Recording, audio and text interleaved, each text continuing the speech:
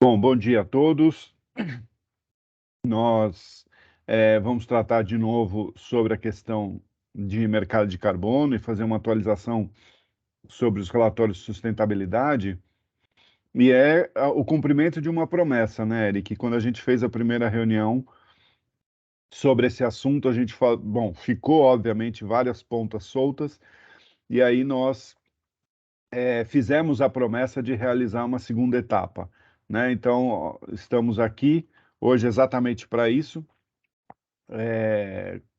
Para tentar caminhar ainda um pouco adiante no tema da questão de sustentabilidade, conversa, agora o diálogo entre sustentabilidade, direito e contabilidade e aprofundando um pouco a questão do mercado de carbono.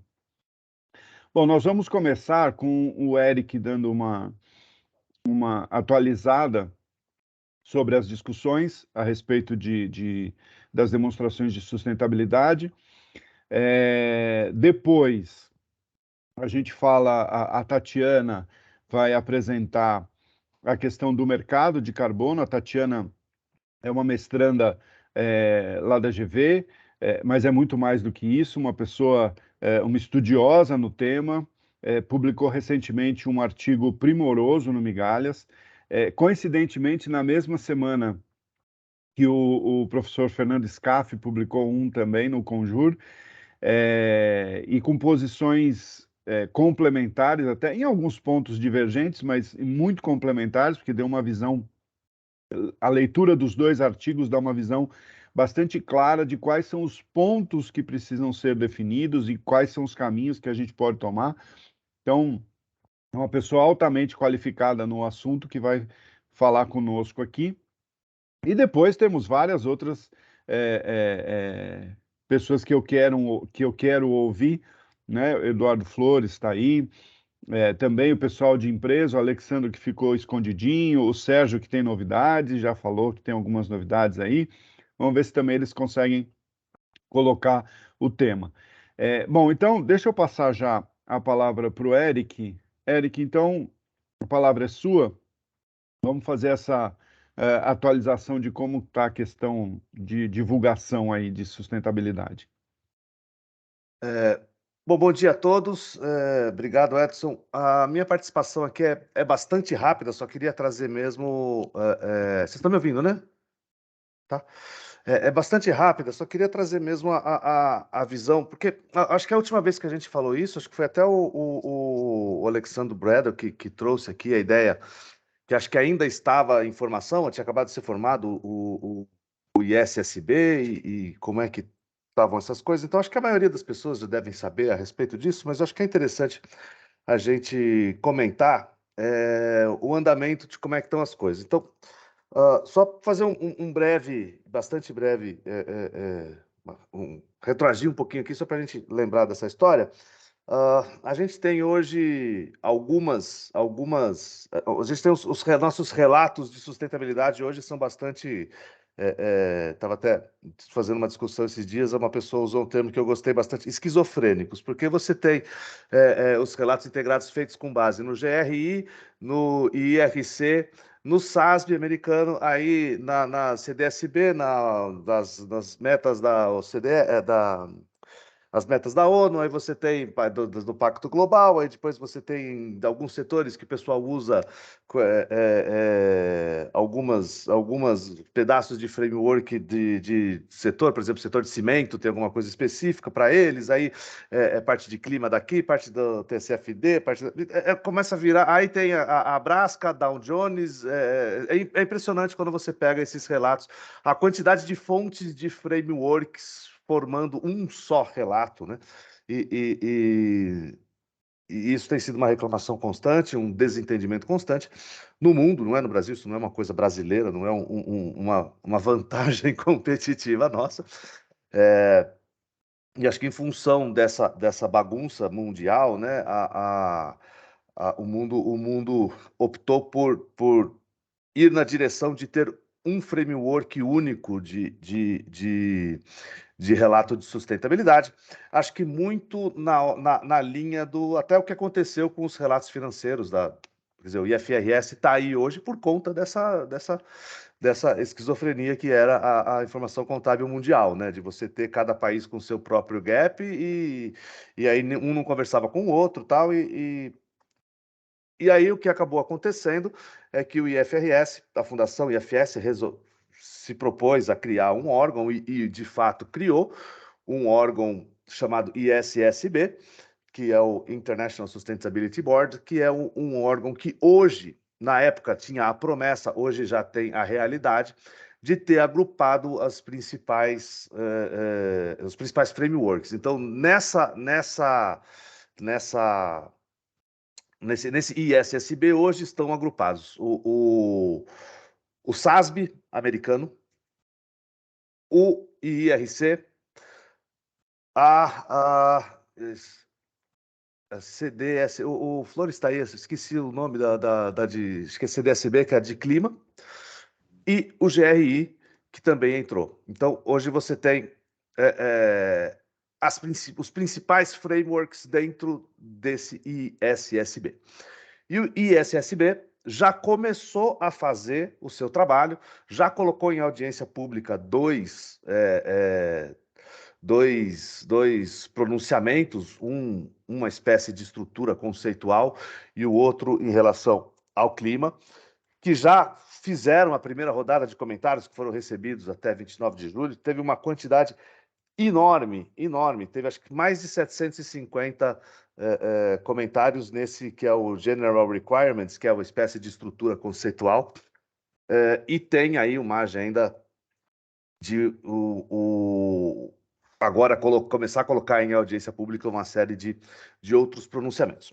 Então, eu acho que a ideia principal aqui era realmente de trazer para aqueles que não estão a par disso, o fato de que aquilo que a gente discutiu lá atrás, que ainda era uma expectativa, era uma promessa, hoje já é uma realidade e a gente já está com esse órgão que seria o órgão unificador desses frameworks, que a princípio iria funcionar como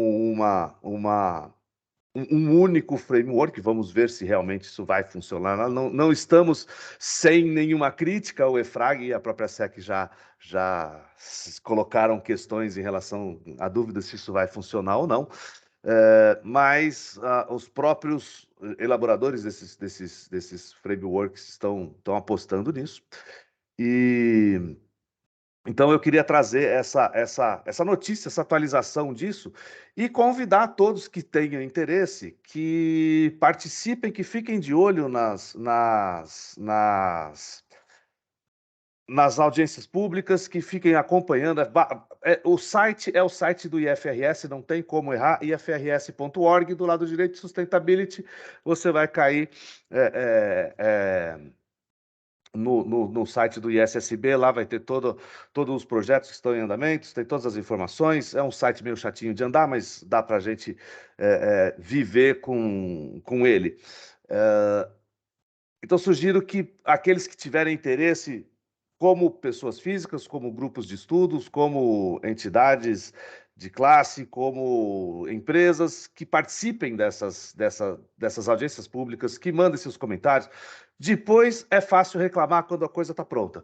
Então, vamos todos participar aí também desse processo, que é um processo que está começando e vai ser um processo longo, mas acho que a gente precisa ter realmente até uma responsabilidade civil aí de participar disso e acompanhar se está ok. Pelo pouco que dá para ver, a gente tem algumas novidades, algumas coisas bem interessantes,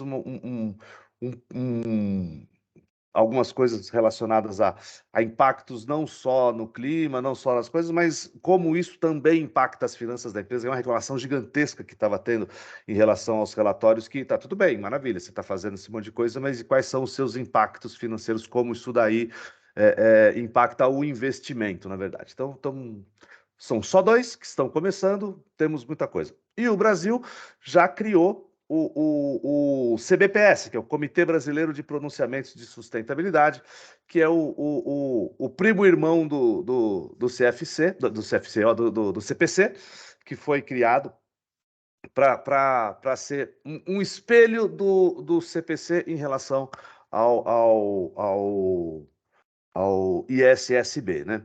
E eu não queria aproveitar, já que o Flores está aí, ele é um dos membros lá do CBPS, e queria pedir para o Flores comentar aí, brevemente, por favor, Flores, a história do CBPS, como é que anda, como é que estão os trabalhos. E para aqueles que quiserem conhecer um pouco mais do CBPS, eu vou colocar um link aqui de um vídeo do YouTube, vou colocar aqui no chat. Não vamos, obviamente, passar, porque é 1h30 de vídeo, mas quem quiser ver lá o Flores falando bonitinho, tá uma belezinha ele lá. Para conhecer, foi o evento de início aí desse comitê. Então, só realmente a minha fala era bastante breve, só para trazer essa atualização mesmo. E aí, Flores, se você puder nos brindar com algumas breves palavras de como é que anda o trabalho do CBPS e alguma atualização que você entenda também relevante, se puder, por favor, eu agradeço bastante. Obrigado pela gentileza e pelo espaço para divulgar o CBPS, tão recente CBPS. Bom dia a todo mundo. O Eric fez uma síntese muito boa, né, da criação do próprio ISSB e dos trabalhos que vem tendo andamento nos últimos meses, né? O pessoal lá tem trabalhado bastante, tá? Tem trabalhado bastante. E, mais especificamente, a gente tem lá dentro do ISSB a inclusão do Value Reporting Foundation, né? Que era a antiga, vamos dizer assim, iniciativa conjunta do SASB e do IRC, que é a instituição que elaborava a estrutura conceitual do relato integrado, está lá dentro. Com relação ao GRI, tem um protocolo de entendimento, de participação mútua, né? Eles têm colaborado lateralmente um com o outro. E mais recentemente, agora o ISSB está se estruturando em termos de escritórios mesmo, né? Vai ter um escritório em Montreal, já tem um escritório em Frankfurt, provavelmente nos próximos 3 ou 4 anos tenha um escritório em Tóquio, tá? Teve aí os acordos de recepcionamento por parte desses governos, dessas localidades. E tem uma coisa interessante também, né, que é a ideia de que tem o IFRAG, por exemplo, lá na Europa. O IFRAG é como se fosse um CPC da União Europeia, né, mas com uma força um pouco maior, porque o Parlamento Europeu está ali dando robustez para ele. E o IFRAG ele tem feito esforços muito conjuntos, né? Até na última reunião que nós tivemos do Conselho Consultivo da Fundação FRS, eu tive a oportunidade de perguntar para a Sue Lloyd, que é a vice-presidente do ISSB, a vice-chairperson do ISSB, né? Sobre como é que estavam esses trabalhos com o IFRAG, né? E ela disse, olha, nos parece que a gente está falando a mesma coisa com palavras diferentes, né? Então, muito provavelmente é possível que haja essa aproximação. Com relação ao CBPS, a gente também acho que teve a oportunidade de comentar em algum momento aqui no GDEC, o CBPS ele foi um esforço para tentar acompanhar esse movimento da criação do ISSB.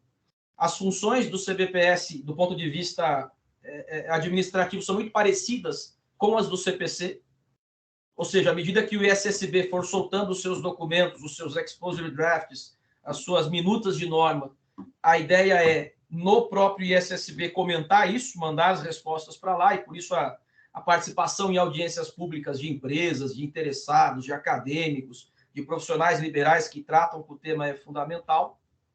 E o CBPS ele foi criado efetivamente agora em setembro. Ele foi constituído em setembro, né?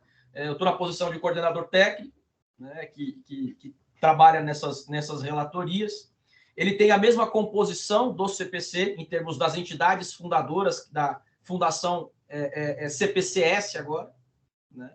Então, todos participam lá com a indicação de 2 membros. Recentemente foi convidado para esse grupo também o pessoal da AMEC, né, como representante de investidores de mercados de capitais. Então, é um grupo que tem trabalhado bastante, né?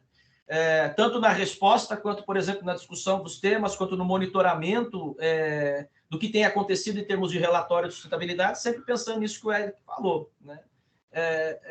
O que é importante para a gente na contabilidade, né? Acho que a contabilidade está passando de uma mudança de relatório contábil para relatório corporativo. Você ter consistência, você ter transparência, correto? E você ter asseguração desses relatórios. São 3 elementos fundamentais. Se você não tiver consistência, cada hora você conta uma história. Se você não tiver transparência, o investidor vai olhar para aquilo e vai achar que é uma peça ficcional, não tem a ver com a realidade da empresa. E e se você não tiver asseguração por parte do processo de auditoria independente, aquele documento ele passa a ser algo sem muito valor do ponto de vista de geração de percepção dos investidores. Então, acho que é basicamente isso, Eric, só um histórico muito curto, né? O CBPS tem reuniões iguais ao CPC, mês a mês, né? Tem a agenda própria de trabalho. Qual é a grande diferença da adoção do IFRS para as potenciais adoções das normas do ISSB? Isso talvez seja o principal ponto. Quando a gente decide adotar o IFRS em 2007, com uma adoção completa em 2010, grossa parte das normas de IFRS para relatórios financeiros estavam prontas. Porque a fundação, o IASC, né, a fundação lá da década de 70, que depois virou IASB, já tinha produzido normas ao longo de 3 décadas. Quando a gente decide agora, potencialmente migrar para o modelo do ISSB, as normas estão em construção. Então, por que eu estou fazendo esse comentário em tom de apelo, né? Porque quando, por exemplo, a gente adotou o IFRS, a norma, o IFRS 3 já estava escrito. Então, os nossos pleitos eventuais de participar de uma audiência pública não existiam lá em 2010, porque a norma é de 2006. Agora que nós estamos numa fase em que as normas estão sendo gestadas e estão tendo o seu nascimento. Se não houver participação por parte das companhias brasileiras, dos profissionais brasileiros a respeito dessas normas do ISSB, a gente vai ter perdido uma belíssima oportunidade de ter, de alguma maneira, influenciado o curso dessas normas para que elas tenham uma caracterização à nossa realidade. Então, eu ousaria dizer que é muito mais importante, inclusive, participar nesse momento da audiência pública para o ISSB do que até mesmo, né, em outras situações. Obrigado e bom dia. Fico na plateia aqui para apreciar a Tatiana. Obrigado, Eduardo. E na plateia, não. Daqui a pouco você volta para falar especificamente sobre o mercado de carbono. Eu vi também que o Ricardo Cardoso está aqui, da GV do Rio, também quero ouvi-lo. A Fernanda, também mestranda lá da GV, que a dissertação é esse tema também. Então, temos muita gente aqui para contribuir. Bom, Tatiana, eu passo então a palavra para você. Fique à vontade, faça a apresentação que você quiser, como a gente tinha conversado rapidamente agora. Obrigado por ter aceito o convite, né? Eu acho que para nós é uma excelente oportunidade, né, de ter alguém como você que está por dentro do assunto, num assunto muito novo, né? Então, é alguém que realmente vai contribuir com as nossas discussões, vai contribuir com o futuro desse tema, né? Então, obrigado por ter aceito, obrigado por estar aqui. Estou ansioso em ouvi-la. Primeiramente, professor, eu agradeço todas as palavras que o senhor, né, usou para se referir a mim. Eu fiquei muito feliz e muito emocionada, de verdade, de um professor meu do mestrado me elogiar tanto. Para mim é uma grande honra, e estar aqui junto com tantas figuras que eu já conheço, como o professor Eduardo Flores também, que tem inclusive um artigo muito bacana sobre essa questão do crédito de carbono e a contabilidade. É muito bacana mesmo, e eu fiquei muito feliz do senhor ter mencionado o meu artigo. Coincidentemente, foi publicado no mesmo dia, né, do professor Scaff, mas, como o senhor disse, eles se complementam e eu também tenho uma posição um pouco divergente. Bom, primeiramente, eu gostaria de me apresentar. Eu sou advogada na área do direito tributário, também sou autora de livros da editora Juspodium de tributário e aduaneiro. Atuo já há algum tempo nessa área, envolvendo sustentabilidade, tributação e contratos. Participei de alguns projetos de descarbonização do transporte marítimo e também de terminais portuários em Santos. E também atuo nessa área do crédito de carbono, principalmente no mercado voluntário, que é a realidade do Brasil. Hoje eu trouxe aqui para vocês 2 slides para mostrar um pouquinho sobre como que funciona esse mercado voluntário. Que nós temos o mercado voluntário e o mercado regulado de acordo com o Acordo de Paris, e o mercado voluntário ele veio, de fato, a despontar a partir da COP26 em Glasgow no ano passado. Em breve nós vamos ter a COP27 a ser realizada em Sharm el-Sheikh, no Egito. Acredito que daqui 2 ou 3 semanas. Então, esse assunto ele está em pauta, né, bastante em pauta, e é muito importante que a gente tenha uma certa noção de como funciona. Então, eu peço licença para compartilhar aqui para vocês o meu material. Vocês estão conseguindo ver?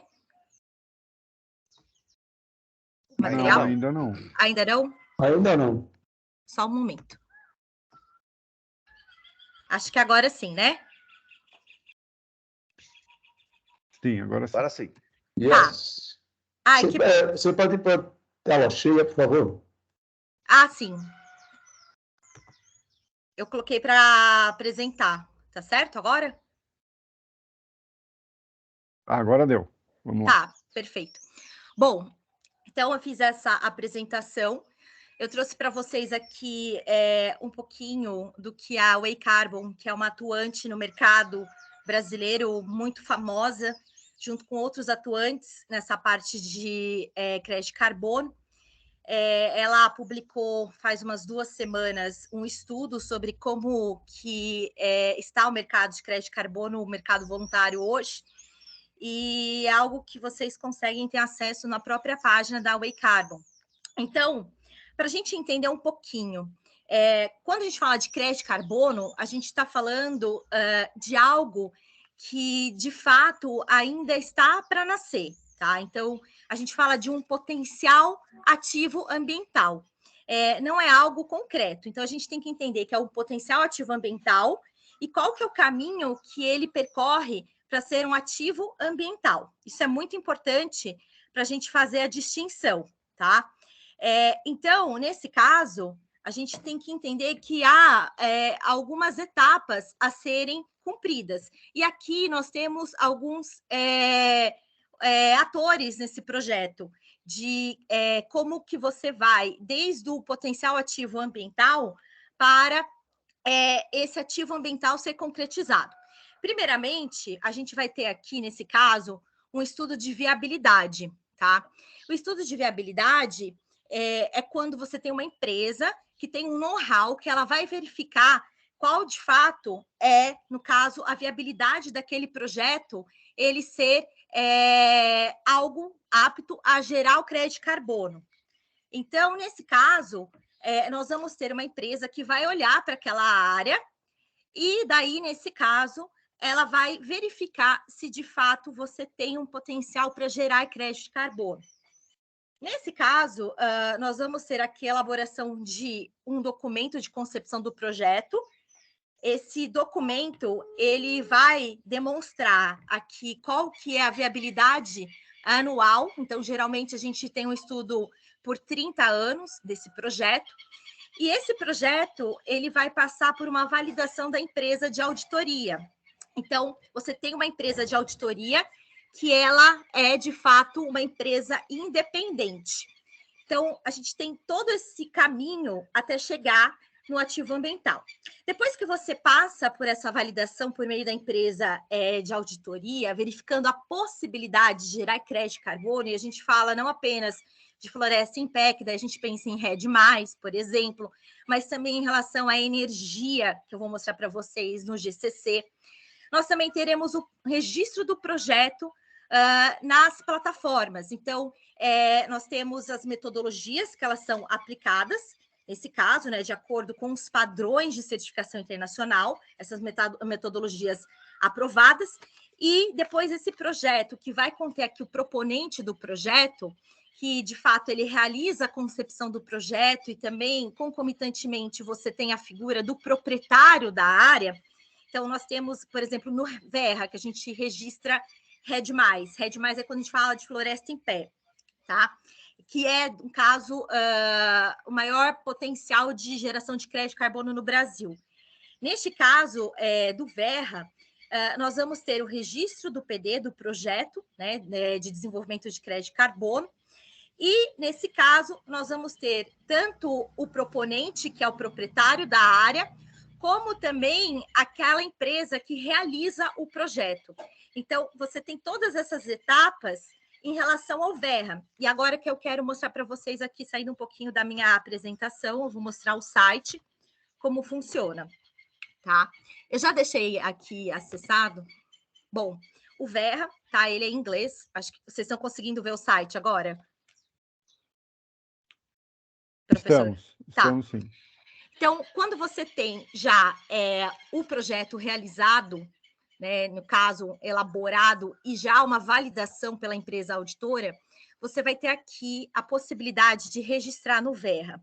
Então, você registra no Verra para você ter essa questão da certificação, tá? O meu tá com tradução para o português.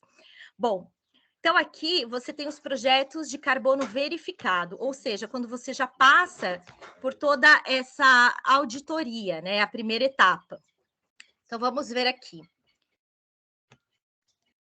Bom, dá para a gente pesquisar por área, tá? Então, vamos nos registrados para vocês verem os que já estão aptos a gerar crédito de carbono.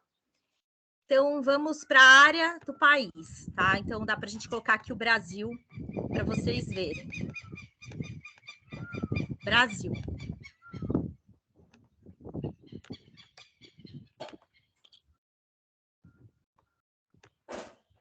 Aqui no Brasil, você vai ter um monte de projetos já verificados, ou seja, aqueles que já estão aptos a gerar crédito de carbono. Vamos colocar nesse aqui, que é o primeiro.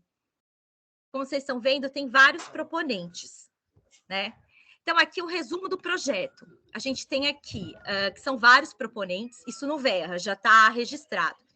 Lá no Amazonas, então a gente está falando aqui de um projeto RED, ou seja, de floresta em pé. Você tem aqui o tamanho da área, então aqui a gente está falando, né, em hectares, e a quantidade de reduções de emissões anuais estimadas. E nesse caso, a gente consegue analisar o projeto. Por exemplo, aqui o projeto, a descrição dele, né? Vamos pôr para vocês verem. Isso tudo é público, então a gente consegue analisar no Verra, quando a gente fala de RED+. Então, vejam, aqui, Evergreen, que é o nome do projeto, né? Evergreen RED+ Project. Vejam que a empresa que está realizando esse projeto é a Carbon Nest, que é também aqui do Brasil. Ela atua aqui no Brasil. Vejam que foi publicado no dia 31 de maio de 2021, o nome aqui do projeto. Nós temos aqui, né, o contato da empresa que realizou todo esse processo de até registrar esse projeto na plataforma Verra. E o que eu quero mostrar aqui é o seguinte, que aqui nós temos todos essas informações do projeto para gerar crédito de carbono, como o designer, tem os proponentes, que é o que eu vou chegar agora. Então, vejam, essa empresa, Ituchi Administração e Participação, é a proprietária da terra, né? Então, da área lá na Amazônia, onde que nós estamos tendo a viabilidade para geração de crédito RED+. Quando a gente fala de proponente do projeto, de acordo com aquela tabela da Way Carbon, nós temos que, em regra, é apenas o proprietário da terra, o proprietário, né, da propriedade onde você vai gerar o crédito. Mas nada impede que você também tenha a empresa que tem um know-how, que ela seja considerada proponente no Verra. Por quê? Muitas vezes, e é a regra, essas empresas, elas celebram um contrato, um instrumento particular com o proprietário, para elaboração de um projeto de geração de crédito de carbono, e a gente fala que é uma cessão de crédito de carbono. Então, essas duas empresas, né, nesse caso, a proprietária da propriedade e a Carbonext, consultoria LTDA, elas são consideradas como os proponentes no Verra, em relação à RED+. E quando a gente tem esse contrato de elaboração de projeto e cessão de crédito de carbono, no contrato, em regra, a gente já tem a percentagem de crédito de carbono que para cada uma vai ser destinado. Então, esses projetos, eles veem uma remuneração pela elaboração do PD, de uma porcentagem do crédito gerado. Então, você não vai pagar em pecúnia, em regra, mas você tem essa cessão da porcentagem. E quando a gente fala de Verra, a gente fala que, aqui nesse caso, tem duas contas. Então, os créditos gerados de crédito de carbono, né, nesse caso, a porcentagem, por exemplo, 50% para Ituchi e 50% para Carbonext. Já tem essa separação no Verra. Diferente do GCC, que você tem apenas uma conta.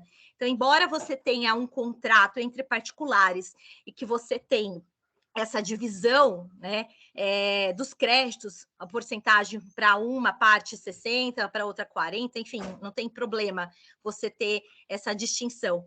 Nesse caso, no GCC, você tem apenas uma conta. É diferente do Verra, que você pode ter várias. E aqui que gera um certo conflito, porque até para a questão de tributação e contabilidade, a gente pensa, será que esses créditos nasceram na propriedade apenas do proprietário, né, do proponente, ou também do proponente que está sendo considerado como o desenvolvedor do projeto? Então, há essa discussão que a gente consegue, né, verificar aqui a partir do PD registrado no Verra e também no GCC. Quando a gente fala de Verra, eu entendo que é muito mais fácil entender que a porcentagem cabe a quem, de fato, está descrito no contrato de desenvolvimento de projeto de geração de crédito de carbono e cessão de crédito de carbono. Mas, mesmo assim, a gente acaba entrando numa certa discussão que será que não seria apenas aquele crédito de carbono gerado, aquela quantidade do proprietário da terra, porque, afinal, ele que tem a área, né, que tem a floresta em pé, que está, de fato, tendo o custo de preservar aquela área, e aquela empresa que é o desenvolvedor do projeto, que também é considerado como proponente no Verra, apenas, entre aspas, né, que não é bem assim, porque tem todo um know-how, mas presta um serviço de consultoria. E se nós formos ver nos quinais dessas pessoas jurídicas, todas elas possuem prestação de serviço de consultoria ambiental. Então, a gente pode até já olhar para a lista anexa do ISS, né, como uma prestação de um serviço, que, inclusive, está lá na nossa lei de pagamento de serviços ambientais, que o crédito de carbono, quando a gente fala de sequestro de gás de efeito estufa na atmosfera, a gente está falando de um serviço ambiental. Então, tem esse problema.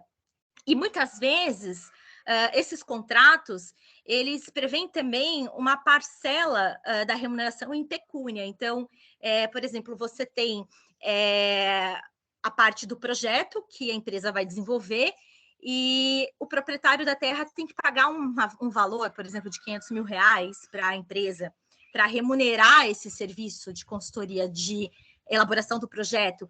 E depois você tem essa questão da cessão dos créditos de carbono na porcentagem. Então, isso é algo assim que eu discuto naquele artigo, né, sobre essa questão dos contratos. E mais, muitas vezes, essas empresas, elas tentam viabilizar uma parceria, como se fosse uma parceria lá do agronegócio mesmo, dos projetos de contrato do agronegócio, que é diferente do arrendamento, por exemplo. Eu também trabalhei por anos nessa área do agronegócio e a gente sabe que é bem diferente, né, os tipos de contrato. Então, muitas vezes, essas empresas elas tentam firmar esses contratos de parceria, mas elas acabam prevendo multa em caso de inexistência dos créditos de carbono. E isso totalmente contrário, né, à essência desses projetos e contratos de parceria comercial. Então, aqui é um projeto no Verra. Vejam a questão das emissões, a gente fala de safras anuais, né? Então, aqui nesse caso, quanto que a gente tem de estimativa de redução de tonelada de CO2 na atmosfera por ano. É um projeto bem grande esse aqui da Carbonext. E a gente tem que esse projeto ele será, né, válido por 30 anos. Então, sempre 30 anos. E pensando em contrato, é um prazo muito considerável. Então, muitas vezes, nós temos um prazo de 10 anos de contrato, mas que leva em consideração a possibilidade de ser renovado até chegar a esses 30 anos. Então, ao final dos 30 anos, nós teremos tudo isso aqui de tonelada de CO2 sendo retirado da atmosfera, tá? Os 34 milhões, né, de toneladas de CO2. E lembrando que cada tonelada de CO2 que é deixada de ser emitida na atmosfera, a gente tem um crédito de carbono. Hoje a gente está falando em torno de $5 cada crédito de carbono, tá? Então, é importante trazer essa informação aqui para vocês. Só que daí tem um outro problema. Quando a gente fala de energia, a gente fala dessa plataforma, o GCC. Então, quando a gente fala de energia renovável, por exemplo, eólica, solar, necessariamente o projeto ele tem que ser registrado no GCC. E o GCC ele é totalmente diferente, porque ele não traz aqui duas contas distintas. Então, eu já até deixei aqui aberta a página que mostra um projeto para vocês verem. Então, aqui é um projeto de Córcia, que é quando a gente fala de as companhias aéreas, né? Então, muitas vezes, quando a gente vai, por exemplo, viajar para Portugal, na passagem está lá, você deixou de emitir tantas toneladas de CO2 daqui até Lisboa, de São Paulo até Lisboa, e nós já compensamos. Então, no mercado shipping, nós também estamos já prestes a implementar uma metodologia igual a essa do Córcia. Então, essa aqui é das companhias aéreas. E o interessante é que no GCC, a gente traz aqui, né, toda essa informação. Aqui é um projeto lá da Turquia. Vejam, titular da conta essa empresa aqui. E você tem todo esse relatório, que é diferente do Verra.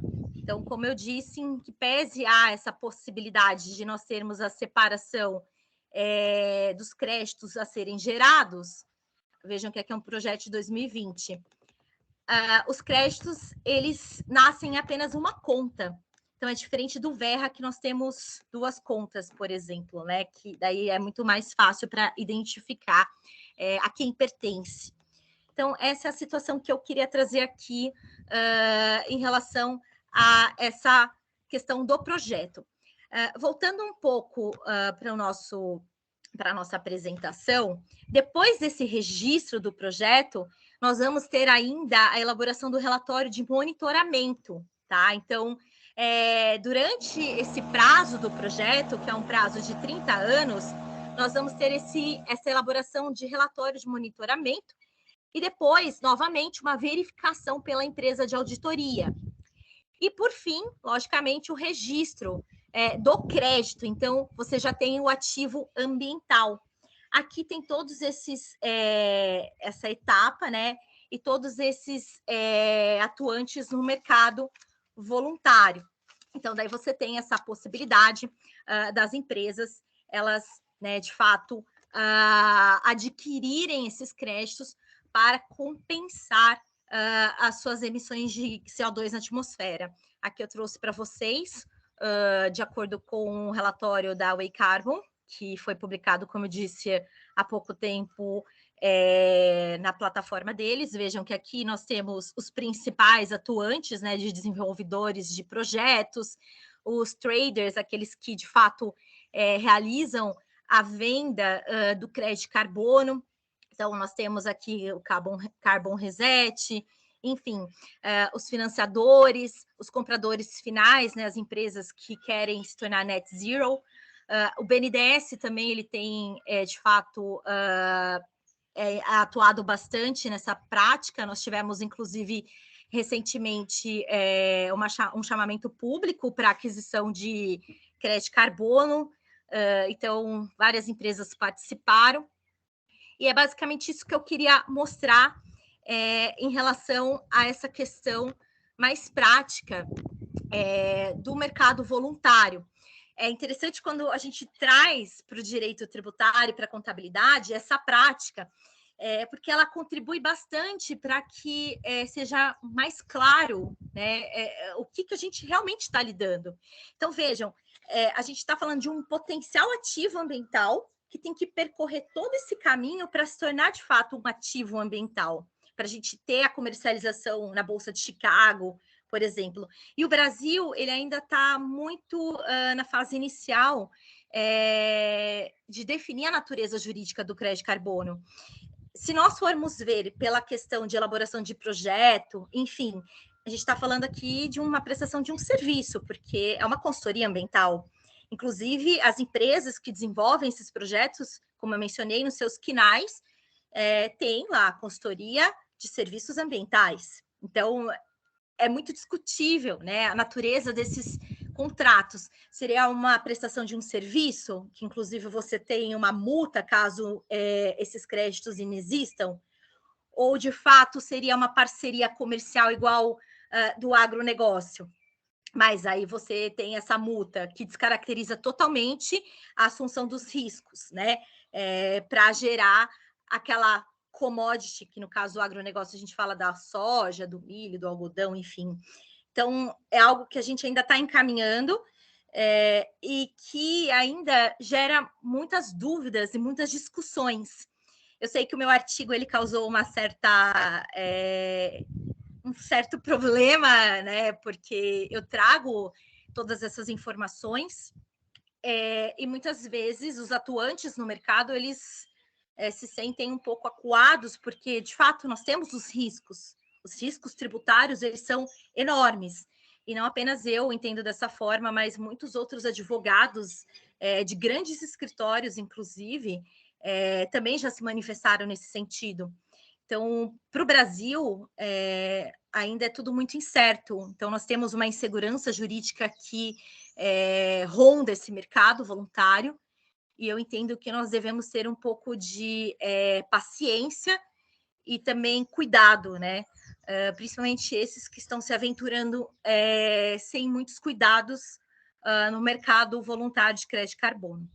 Espero que a minha apresentação tenha contribuído bastante aqui no grupo. E eu agradeço.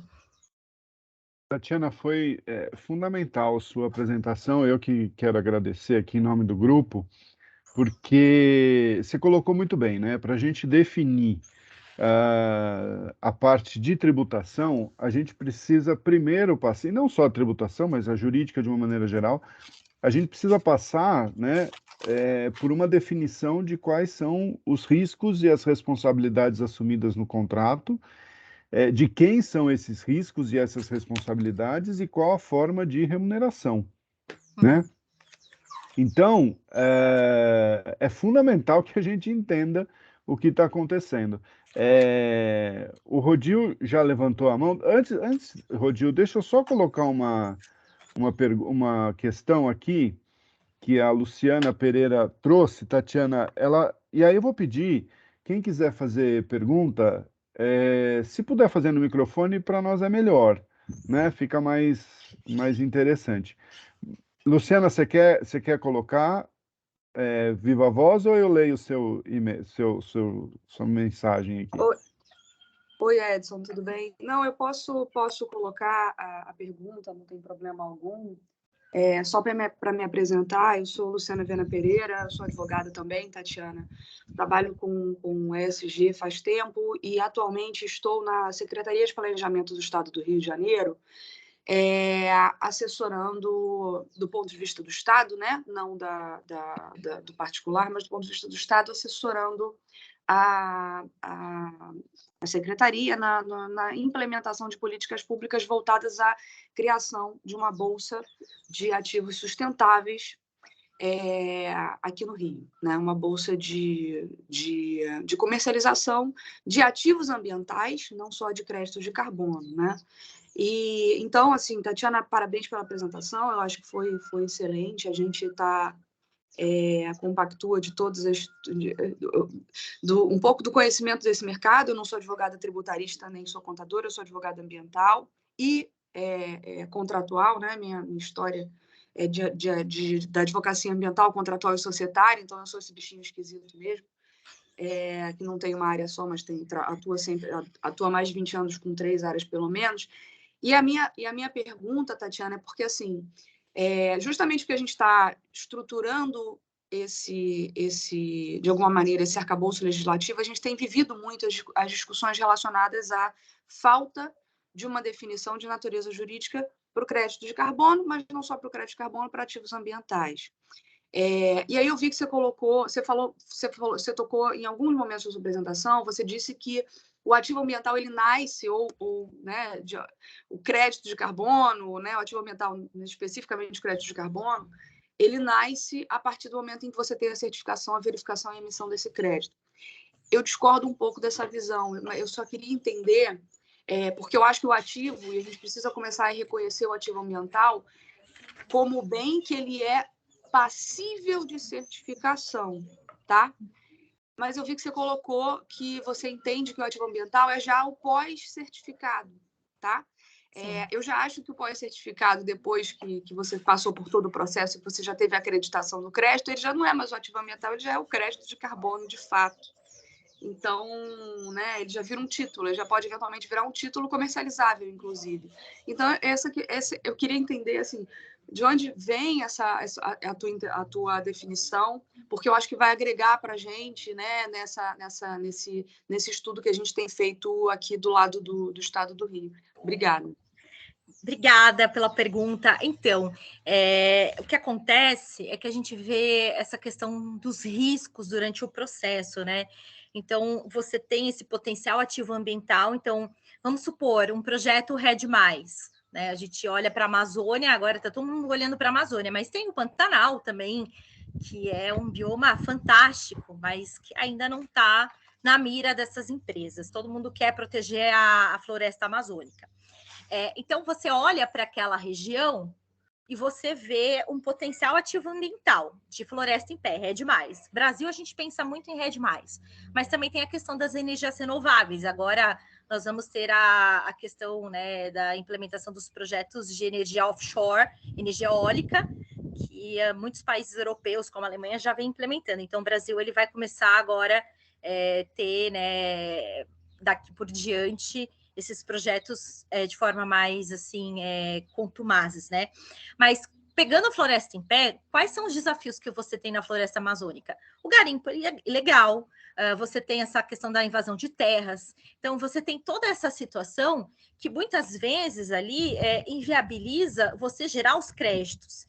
Então, quando a gente fala do projeto que ele está já registrado no Verra, e a gente pensa em 30 anos, a gente tem uma estimativa de quanto de CO2 você vai deixar de emitir na atmosfera, quantas toneladas, você não está falando de algo ainda que é palpável, mas você está falando de algo que é uma projeção. Então, lógico, você pode vender esses créditos futuros, como o chamamento público do BNDES, ele veio a determinar, né, desde as safras de 2018, do ano de 2018 até 2028, salvo engano, acho que foi esse o período, não me recordo agora do edital, mas nada impede que você tenha alguns fatores que inviabilizam essa emissão de crédito de carbono, né? Então, é isso que traz, de fato, essa possibilidade da gente ter essa cautela, que é o que eu mencionei. Em que pese você tem a questão da verificação, você tem o registro, muitas vezes você não vai ter a geração do crédito de carbono. E algo que é muito comum, inclusive, quando a gente fala de agrocarbono, que o Brasil ele tem um potencial enorme, mas muitas vezes não é viável, porque você tem que chegar para o proprietário rural, quando você tem criação de cabeça de gado para corte, enfim, eu tenho um padrinho de casamento que tem várias fazendas no Mato Grosso do Sul. Só que, por mais que seja interessante gerar o crédito de carbono, para ele não é viável, porque ele vai ter que mudar, por exemplo, o fertilizante do pasto, né, para alimentar o gado, enfim. Então, você tem essa questão do ônus. Então, muitas vezes, você está falando de algo que é muito abstrato, que lá na frente talvez não exista. Então, é essa a preocupação que nós temos. Quando a gente fala dessa questão, será que é com o registro? Será que é com a verificação? Ou já quando você tem, no caso, o projeto em elaboração? Então, essas etapas que elas causam um certo desconforto para a gente ter uma definição da natureza jurídica do crédito mais palpável. Luciana, gostei. Bom, Tatiana, muito boa, mas Luciana, gostei da sua provocação, né, e da sua divergência, vamos dizer assim. Estamos num ambiente acadêmico, não há problema nenhum, né, não é nada pessoal aqui. porque é a discussão, né? Se a certificação ela declara o ativo ou ela constitui o ativo, né? Uma questão interessante que pode ser importante também na discussão sobre contabilização, né? Dos custos para essa certificação, na questão tributária de dedutibilidade, eu acho que nem é tanto o problema, mas de repente crédito para PIS e COFINS. Se a gente considerar serviços ambientais, a gente tem que olhar na lei que ela, depois da derrubada dos vetos, nós temos isenção, né, dos tributos federais, mas aí tem a questão do ISS. Então, assim, tem uma série de questões ainda. E um ponto relevante aqui, que eu não quero me aprofundar agora, né, mas que é a questão e por isso que a sua colocação, Luciana, me chamou bastante atenção, porque a questão, a gente está, né, a Angélica até fez o favor de compartilhar um artigo que eu publiquei ontem lá no Valor, que assim, nós estamos esperando a lei fazer a definição da natureza jurídica. Eu não sei se é a lei que vai ter que fazer isso, porque a lei ela pode determinar efeitos, né? Eu estava estudando a decisão da CVM de que o crédito de carbono não é um valor mobiliário. Então o direito ele pode trazer esses efeitos. Agora, né?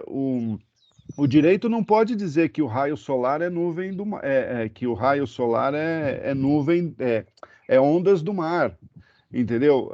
Uma coisa é uma coisa, outra coisa é outra coisa. É a realidade que vai dizer o que é, né? E depois o direito, claro, ele pode dizer equipara-se a valor mobiliário ou considera-se para fins de regulação o crédito de carbono como valor mobiliário. Então eu acho que a gente precisaria, e aí eu provoco tanto a Tatiana como a Fernanda, que eu sei que estão estudando esse assunto, mas todos aqueles interessados, né? O Rafael Bifano está aqui, eu sei que ele também gosta do assunto. Eu provoco para que assim que a doutrina, né, se debruce sobre qual é a natureza jurídica, do que nós estamos falando, quais são os riscos e benefícios envolvidos aí. Se a gente pegar a Lei 14.119, os conceitos que ela traz, né, e ela positiva esses conceitos, mas são conceitos de estudos, inclusive internacionais, né, que foram traduzidos e eles resolveram seguir por aí. Eu acho que a gente tem que pensar um pouco nesse sentido, porque isso é que vai dar o norte tanto da contabilização, né, quanto da própria tributação. Até para a gente identificar se precisa haver uma mudança da lei ou não. Mas eu já falei demais. Rodil, você pediu a palavra. Disse um bom dia novamente. Desculpem para um humilde auditor entrar no meio de tanto juridiquês, mas eu estou preocupado, como eu já falei nesse mesmo círculo aqui, estou preocupado com o aspecto macro, porque a gente fala sempre do ativo do crédito de carbono, do ativo do crédito de carbono. Em princípio, se tem um ativo, tem que ter um passivo de alguém, porque deve ter pessoal que serão os clientes, que possivelmente deverão constituir algum tipo de provisionamento desse passivo. Esse é o aspecto macro. Quando a gente considera que estamos falando ainda do voluntário, aí começa a ficar um pouco em dúvida, porque se é voluntário, poderá ter gente que não vai querer comprar. Ou seja, e aí tem um ponto que já não é mais de reconhecimento, e sim de mensuração. Um ativo só é ativo se vai ter um fluxo de recursos futuro para a empresa. Então, vale o que nós pensamos que vale? É uma pergunta aberta, tá? Não tem uma resposta. E, de outro lado, pensando também em mensuração, eu penso na parte dos custos que a pessoa tem, você mencionou, inclusive, Tatiana, os custos que a entidade tem para gerar essa situação que lhe dá esses créditos e que gera esses ativos. Eu vou reconhecer os custos hoje, sendo que esse crédito vai me gerar talvez algum efeito no futuro? Como eu vou valorizar isso? Em princípio, se eu reconhecer que isso tem valor, isso deverá ter realmente um reflexo na parte de crédito, nos resultados. Portanto, o custo estaria um matching até um certo ponto. Mas depois temos que ter a preocupação do valor num ambiente voluntário. Esse ativo vale o que nós pensamos através de todos esses cálculos e as entidades, e o VERRA, que está berrando, o GCT, etc. Vale isso? Só vale se tiver quem compre. Exato. Só para provocar. Não, e eu já passei por uma situação dessa também, para ver se é prestação de serviço, o que é, e qual que seria o valor, né, que seria declarado pelo proponente em relação ao crédito, porque algo que o senhor pontuou muito, assim, corretamente. Hoje, de acordo com a Way Carbon, uma tonelada de CO2, que equivale ao crédito de carbono em relação à energia, a gente está falando em torno de $2 a $3. Mas pode ser que quando nós tivermos uma valorização, chegue a $30. Então, como que você vai, de fato, declarar, né? E quando você fala de uma empresa que essa que está prestando a consultoria, ela está no lucro real, de fato, você pode ter essa questão da despesa, né, sendo reconhecida em relação aos custos que você teve para elaborar aquele projeto, porque são custos enormes, não equivale apenas a R$500 mil, R$600 mil. Então, isso é realmente algo assim muito preocupante. E será que lá na frente você vai ter esse crédito valendo $30? Ou vai ser menos de $3? A gente está no mercado incerto. Então, isso é algo que assim está sendo muito preocupante, até em questão de investimentos, de investidores nessas empresas e no mercado voluntário de crédito de carbono aqui no Brasil. Então, realmente, é uma questão assim que eu já vivenciei e realmente é a prática que o senhor trouxe para nós e acontece. É uma discussão que é bem cotidiana, né, nesse mercado voluntário. Ô, Rodil, mas você tocou num ponto que é o ponto também que eu tenho pensado a respeito. De novo, é uma questão muito nova, a gente vai pensando e vai tentando chegar a alguma conclusão. Mas eu concordo com você, por hora eu concordo com você de que o mercado ele vai existir se houver demanda. Né? E se há demanda, e se tem alguém querendo esse crédito, é como você disse, é porque já existe algum passivo.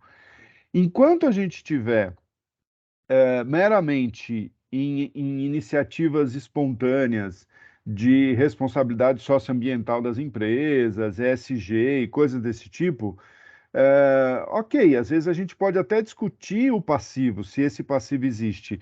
Eu estava tendo até essa conversa com o Ricardo essa semana, não sei se ele até comenta alguma coisa com isso, acho que não, porque ele está indo mais para o lado do ativo, mas a gente estava discutindo isso, até que ponto que vai surgir o passivo. No momento em que tiver uma regulamentação dizendo, olha, vai ter que compensar, por quê? Ou vai ter que sequestrar carbono, porque o Brasil assinou acordos internacionais, aí não vai ter jeito, aí você tem efetivamente uma obrigação. Me parece isso por enquanto, que você tem essa obrigação, e aí você vai ter que registrar esse passivo. Já não é mais construtiva, né? Pois é. Legal. Pois é, e aí o ponto, Rodil, que é interessante é o seguinte: qual a contrapartida desse passivo? Vai para o seu estoque? Porque aí você vai ter que encarecer o seu produto, porque você está usando um ativo ambiental, ou você está usando um serviço ecossistêmico para produzir. Então, seu produto está mais caro.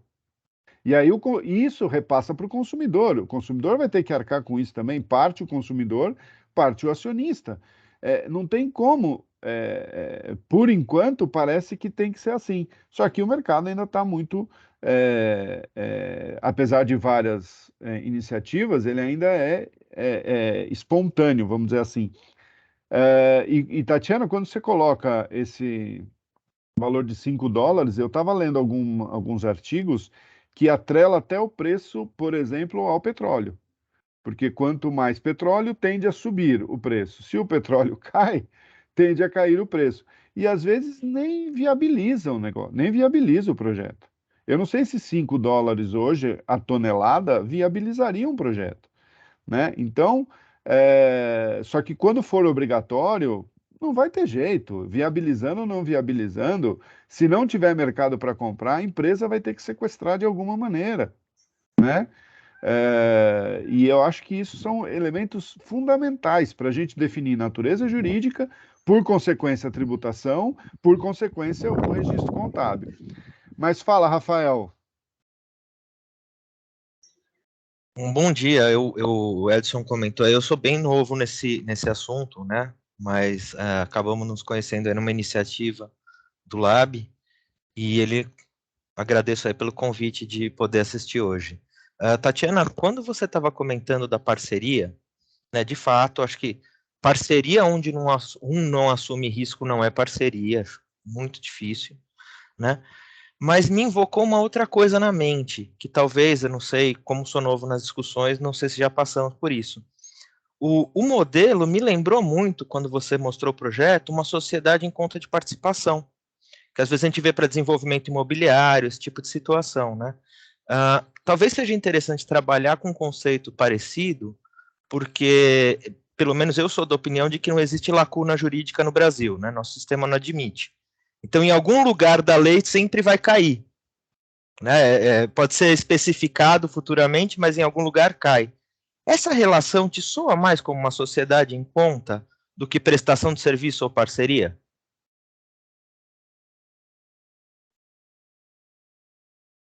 Tá no mudo, Tatiana. Me desculpa. Para mim, sim, tá? Se a gente for ver a essência, sim. Isso, inclusive, já foi um objeto de discussão da minha parte, mas as empresas que atuam nesse mercado, elas não tendem a assumir esse risco, tá? Eles tendem cada vez mais considerar como uma parceria, mesmo com cláusula de multa. Então, é algo que, para a gente, está nítido que não é uma parceria. Porque se você tem uma cláusula de multa por inexistência de crédito, a gente não está falando de assunção de riscos, né? Mas elas são bem relutantes em firmar uma sociedade nesse estilo. Mas se você está com poderes de gestão praticamente sobre o projeto, é também difícil dizer que você é um prestador de serviço. Sim, sim. Né? Se o escopo não é muito delimitado, a gente não está falando de prestação também. Então, cairia no quê? Numa sociedade de fato? Que acaba sendo talvez até um tratamento pior, né? Então essa é uma discussão que nós temos, mas o problema é que eles tratam muito como consultoria ambiental a elaboração do projeto. Então, se formos ver, seria até um contrato híbrido, que você tem a remuneração... Mas consultoria não tem gestão, né? Mas consultor não decide. Mas o que acontece? Muitas vezes, a empresa que elabora o projeto não necessariamente vai ser a que vai vender o crédito lá fora, por exemplo, na Bolsa de Chicago. Então, você tem essa possibilidade de você ter a porcentagem dos créditos gerados, uma parte para o proprietário e outra parte para aquela empresa que desenvolve o projeto. E o proprietário, ele faz o que ele quiser. Então, a empresa ela não vai ter essa gestão do crédito gerado, a empresa de consultoria, mas ela tem a gestão em relação à porcentagem que lhe cabe. Então, ela pode, ela mesma, realizar, né, a venda numa Bolsa de Chicago, que lá eles entendem nos Estados Unidos que é uma commodity ambiental. Então, lá, para eles, é diferente, não é uma commodity agrícola, mas é uma commodity ambiental. Eles têm até uma definição bem interessante lá. Mas é isso que tem essa questão da gestão. Você não tem, de fato, uma gestão da empresa de consultoria na questão da preservação da área que vai gerar o crédito. Então, isso cabe ao proprietário da terra, né? Da propriedade. Então, o crédito gerado ali, quando você tem essas porcentagens já separadas no BERRA, quando a gente fala de RED+, cada um pode ter a sua gestão, conforme bem entender, mas nada impede que você tenha um contrato um outro contrato particular entre ambos, que a empresa de consultoria também vai fazer a gestão daquele crédito de carbono e realizar a venda na Bolsa de Chicago, por exemplo. Então, tem toda essa situação, né? É que, realmente, a prática, ela ainda ela é meio complicada, né? Então, ainda nós estamos também muito indecisos de como, de fato, a gente pode dar um tratamento a esse crédito, né? Tá ótimo. Rafael, mas é interessante porque esse arranjo, né, de parceria... A SCP é um contrato de parceria, né? Uma parceria societária. Não é um contrato de parceria, mas é um arranjo de parceria. E aí vai depender, né, de como eu disse, as responsabilidades vão ser atribuídas a cada um, né? Mas olha quanta discussão interessante aqui. Ricardo, vamos lá. Olá, bom dia. Excelente. Eu também nota aqui de muitas coisas. Gostei muito da apresentação e do debate. Começando até com o Eric. Quando o Eric comenta lá da esquizofrenia dos relatórios de sustentabilidade, tem também a esquizofrenia dos assurance reports, daqueles relatórios de sustentabilidade. Alguns são elaborados por firmas de auditoria contábil, outros são elaborados por firmas de outras formas de validação de auditoria. E quando a gente lê os elaborados pelas Big Four, o texto é boilerplate. Uma vez você entendeu você entende todos. Quando você lê o das outras empresas, é uma dificuldade saber o que está sendo auditado, de fato, o que foi verificado. Então, vale a pena. E a profundidade, né, Ricardo? E a profundidade disso daí, que você tem níveis. Exatamente. Você tem aquela lá, o limited razoável, assurance o e a limited... reasonable opinion. Nossa, é uma loucura. E a gente também precisa, então, né, o Eric, não só de standards para a elaboração do relatório, mas também standard para a auditoria, para o assurance desses relatórios, porque não tem nenhum específico sobre isso. Então, utilizando lá o ISAE 3000 e outros tantos, tem ISO 14000 não sei quanto, para fazer esse mesmo tipo de serviço. Com relação ao debate entre a Tatiana e a Luciana sobre o conceito de ativo e a partir de que momento que o ativo surge, achei essa discussão fantástica que a Luciana levantou. Agora, eu até queria entender o que a Luciana entende como ativo ambiental. Não sei se a Luciana está por aqui ainda, e se tivesse a oportunidade, Edson, dela rapidamente explicar para a gente o que ela entende, que a gente deu oportunidade a ela, né, de colocar o que ela entende para ativo ambiental. Claro, mas depois eu quero saber o que você entende de contabilização. Mas o Eduardo Flores, bom, ele já levantou a mão, então ele está por aqui. Tatiana, o que é ativo ambiental? Bom, o que a gente Eu entende... pensei da Luciana. Desculpa, a Tatiana ficou à vontade. Mas eu acho que a Luciana foi quem não falou, né? Ela perguntou e não respondeu. Eu queria entender também por parte do Estado, né, do Rio de Janeiro, já que ela representa. Então, seria até interessante, porque eu estou trazendo ente privado, né? Luciana, você está aí ainda? Tá aqui. Tô aqui. Vamos lá. Primeira coisa, eu estou assessora do Estado, mas eu estou aqui como Luciana Viana Pereira, advogada que trabalha com isso já há algum tempinho também. Então, vamos separar os papéis. Eu só pontuei porque essa é uma discussão que, na qualidade de advogado e como uma pessoa que está assessorando o Estado, a gente tem levantado, tem discutido, tem travado essas discussões lá com bastante intensidade. Então, não é uma opinião do Estado do Rio de Janeiro, não tenho mandato do Estado do Rio de Janeiro para falar em nome do Estado do Rio, tá? Eu estou falando em meu nome próprio aqui. Então, vamos primeiro dissociar essas coisas. Segunda coisa, Ricardo e Tatiana, assim, eu acho que existem alguns trabalhos, enfim, pelo que eu já li, tá? Existem alguns trabalhos que vêm trazendo e vêm discutindo a contabilização dos ativos ambientais, a tal da contabilidade ambiental. E aí, quando a gente fala de contabilidade ambiental, e perdoem, meu viés não é tributário, meu viés é ambiental e societário, como eu já falei, aí se até alguém levantou o contrato, eu até falei assim, por que isso não é um consórcio, né? Mas isso aí é uma outra discussão. E quando a gente fala, e quando a gente pensa na contabilização ambiental, a gente vai calcular, sim, passivos e vai tentar trazer para dentro da contabilidade, sim, passivos. Que passivos ambientais são esses? Bom, os passivos que são decorrentes das emissões de poluição. Como contabiliza isso? Bom, aí é uma outra história para os contadores responderem, não é para mim, né? E eu acho que existem estudos e tem muita gente séria se debruçando sobre isso. Enfim, tem estudos em algumas academias, em algumas universidades e tal. E aí a contabilização vai ser de passivos, sim, e ativos na medida em que você precisa começar a olhar também. Por mais que exista o risco de perda do ativo, né? Eu entendi seu ponto, Tatiana, eu entendi, compreendo, enfim, eu acho que faz muito sentido, mas apesar de haver o risco de perda desse ativo, a gente não pode deixar de reconhecê-lo como tal. Essa é a minha visão, tá? Então, eu acho que o ativo ambiental, e aí de novo, uma visão pessoal, não é uma visão do Estado do Rio, né?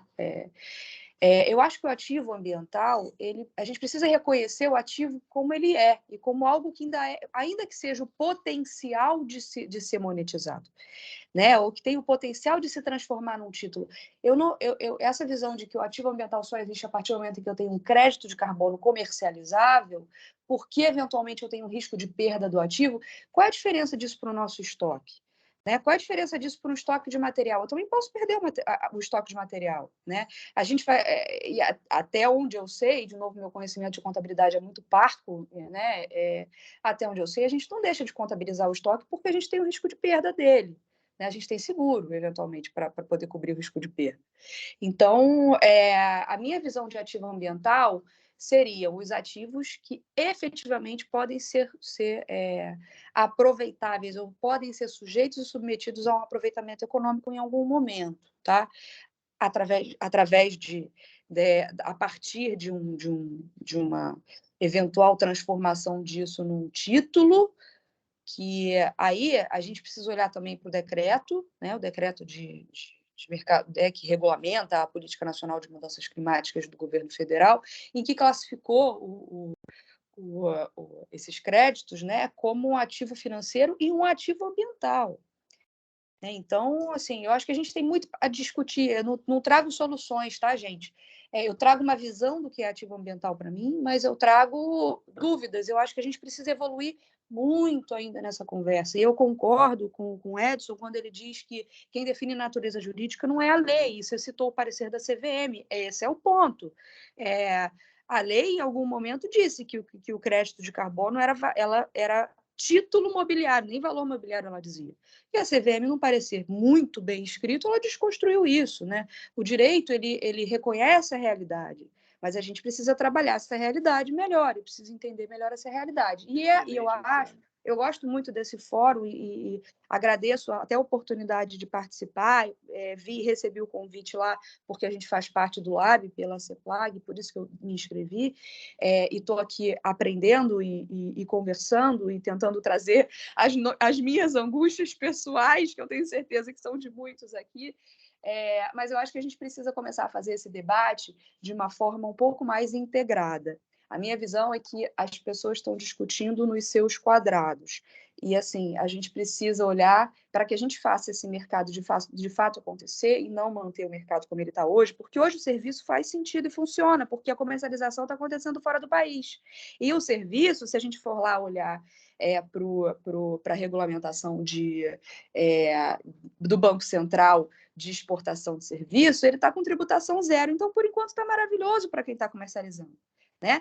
Mas se a gente está pensando em algum momento, ou vai pensar em algum momento desse mercado no Brasil, a gente precisa avançar um pouco nessa discussão. Né? Serviço talvez não funcione, enfim, e a gente precisa entender também que talvez a gente tenha um serviço e a gente precise tributar outros serviços. Tem um serviço aí que, para mim, que é estritamente financeiro, que é a intermediação financeira. Quando a Tatiana fala que pode haver também um contrato, por exemplo, como a Carbonext, a vida em que ela faz a intermediação e venda desse crédito, o que ela está ganhando? Não é comissão?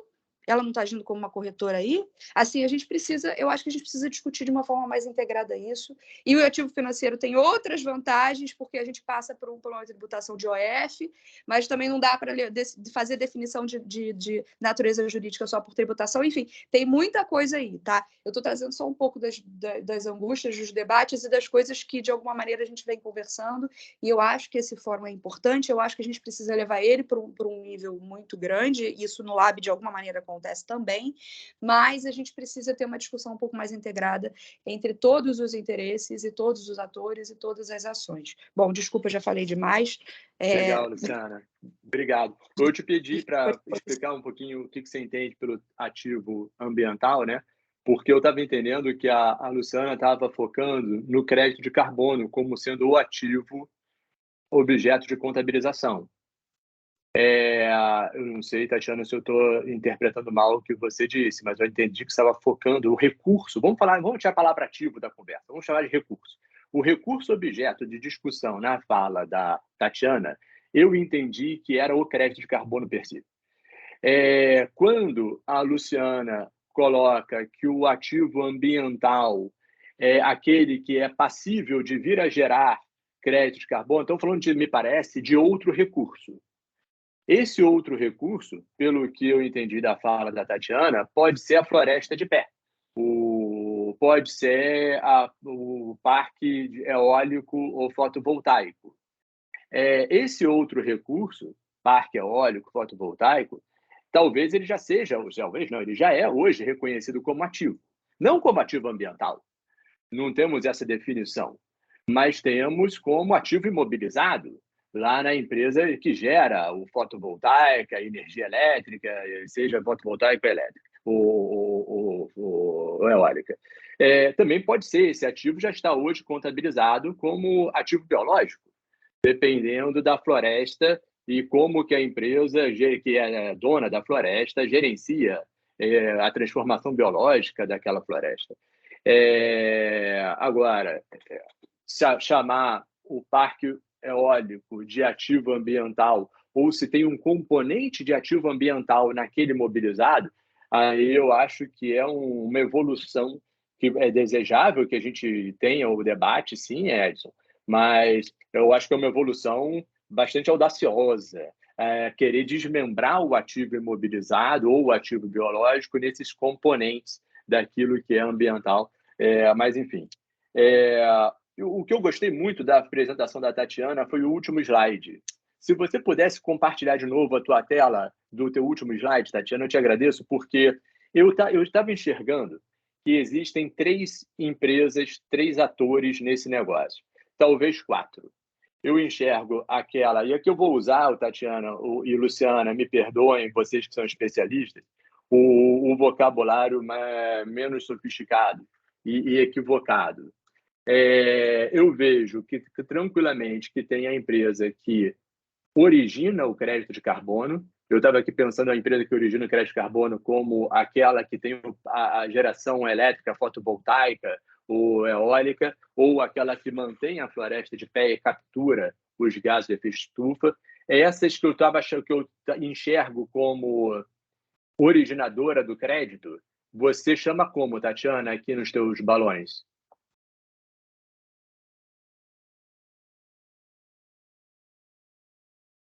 Deixa eu colocar no Viva Voz. Qual que você disse que origina o projeto? Aquela que desenvolve. captura o gás da atmosfera, o gás carbônico da atmosfera, por exemplo. Então, porque quando você fala de RED+, é a floresta em pé, né? Então, nesse caso, a floresta em pé é do proprietário da terra. Então, é aquele que é o proponente do projeto. E né? no teu desenho, ele é quem ali? No teu slide? Aqui, esse aqui é da Para mim não está aparecendo o slide. Estamos todos congelados na tela da Tatiana. Tá congelado para mim aqui, peraí. Tá aparecendo. Voltou. Aqui, veja, quando a gente fala de proponente do projeto, a gente está falando do proprietário, né? Beleza. Que então, é o que a Way Carbon ela entende. Então, assim, aqui, por exemplo, o CPFL, Votorantim Energia, a Clabin... São proponentes do projeto. São os proponentes do projeto no GCC, né? Então, a gente tem o proponente do projeto, que eu chamava até ontem, até hoje no café da manhã, né, de originador do crédito. Tem o consumidor do crédito, eu acho que é o balão verdinho que está ali em cima, compradores finais. Sim. É aquele que consome o crédito de carbono para compensar a emissão, é isso? A poluição? Isso. Tem os traders, que está ali embaixo, broker trader. Que são os que vendem, isso. Isso. Esses três eu conseguia enxergar com facilidade. Tem ainda aquela empresa, que eu não vou aqui me atrever a dizer que presta serviço, mas que ajuda o proponente do projeto a obter a certificação e transformar aquilo num certificado de crédito de carbono, que é o implementador ou desenvolvedor do projeto, é isso? Na verdade, aqui você vê que tem umas intersecções. Por exemplo, aqui você tem a Moss, que ela é muito famosa, a Way Carbon, né? Você também tem a Carbonext. Então, elas desenvolvem o projeto, mas elas também comercializam. Então, você vê aqui que elas, né, prestam todos esses serviços, entre aspas. Ok. Tá? Tem os financiadores também. Então, quando a gente fala da contabilização do crédito de carbono, que é o tema proposto de hoje, né, Edson? Eu acho que o importante é a gente saber em mente o seguinte: qual é a entidade objeto de contabilização? Por quê? Não necessariamente a forma como o comprador final, que eu chamava de consumidor do crédito de carbono, vai contabilizar, se assemelha à forma como o proponente do projeto, que eu chamava de originador, ou o broker, vai contabilizar. Os direitos e obrigações, a posição de cada uma dessas entidades no negócio é diferente. Então, é natural que a gente tenha cada um contabilizando de um jeito diferente o mesmo recurso, para não chamar aqui de ativo, para não gerar confusão. Por isso que eu vejo que é fundamental a gente, quando começar a conversa sobre como contabilizar, ter a definição clara de qual é a entidade objeto de contabilização e a gente entende qual é o modelo de negócio dela e como que ela entra nesse contrato. E isso leva à reflexão que o Rodil propôs sobre o reconhecimento ou não de um passivo, né? Talvez algumas entidades aí realmente tenham passivos a serem reconhecidos e hoje não estejam reconhecendo. E aí, especificamente com relação ao crédito de carbono, para o originador, né, para o proponente do projeto, é algo que eu queria entender, se a Tatiana pudesse me explicar. Você apresentou naquele contrato de 30 anos, certo, Tatiana? Na verdade, é o projeto que ele é 30 anos no Verra, né?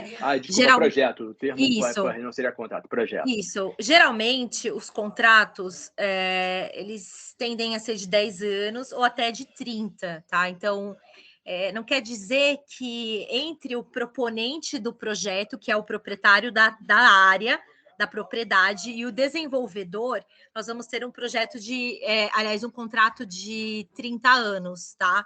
Então, tem contratos que eu já vi que são de 10. Até porque 30 anos é muito tempo. Mas a minha pergunta é a seguinte. Sim. Naquele projeto de próximos 30 anos, tem a expectativa de captura de crédito de gás de efeito de estufa. Sim.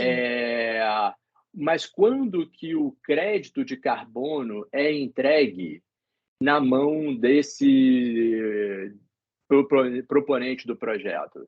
É somente no final dos 10 anos, somente no final do primeiro ano, quando ele demonstra que efetivamente já capturou o gás, ou ele recebe o certificado na data zero, em função da expectativa do gás que ele vai capturar?